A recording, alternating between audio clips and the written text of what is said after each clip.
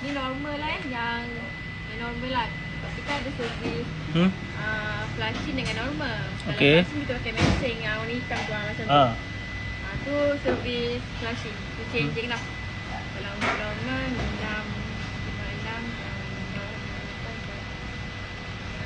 656. So ni nak share sikit berapa kos untuk kalau kita tukar minyak hitam, minyak enjin dengan minyak gearbox lah. ATF tu sekali dengan filter. So kalau kita servis minyak hitam, kalau satu ni dia 4 liter. So dia ni tak cukup, dia kena beli. Biasa orang akan beli ni dua botol. So yang ni 4 liter, lepas tu tambah sikit lagi. So yang lebih tu kita akan spare untuk bawa ke next service untuk akan datang lah. Lepas tu minyak gearbox tu, minyak gearbox kita pakai botol yang kecil-kecil tu. Kita pakai botol yang kecil-kecil macam ni. Botol kecil-kecil macam tu. So dalam berapa 4 botol lah. Lebih kurang kalau minyak hitam, minyak gearbox dengan filter lebih kurang 1,100 anggaran untuk servis Alphard ataupun bapak gajah ni. So tadi minyak hitam ni minyak hitam tadi minyak hitam dengan minyak gearbox. So ini Element. Kalau Alphard ni, kalau kata biasa boleh lah 30. Kalau Alphard ni kos dia untuk Element steering RM1 ke apa, lebih kurang RM70. Ni normal lah yang normal lah.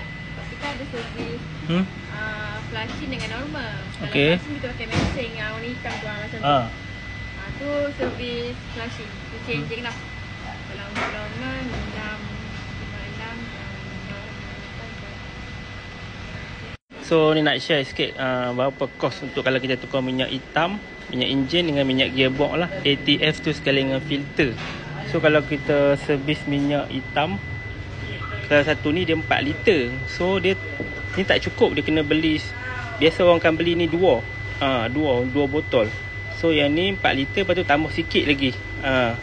So yang lebih tu kita akan spare untuk bawa ke next service untuk akan datang lah. Lepas tu minyak gearbox tu, minyak gearbox kita pakai botol yang kecil-kecil tu. Kita pakai botol yang kecil-kecil macam ni. Botol kecil-kecil macam tu. So dalam berapa 4 botol lah. Lebih kurang kalau minyak hitam, minyak gearbox dengan filter lebih kurang 1,100 anggaran untuk servis Alphard ataupun bapak gajah ni. So tadi minyak hitam ni minyak hitam tadi minyak hitam dengan minyak gearbox. So ini Element. Kalau Alphard ni, kalau kata biasa boleh lah 30. Kalau Alphard ni kos dia untuk Element steering RM1 ke apa, lebih kurang RM70.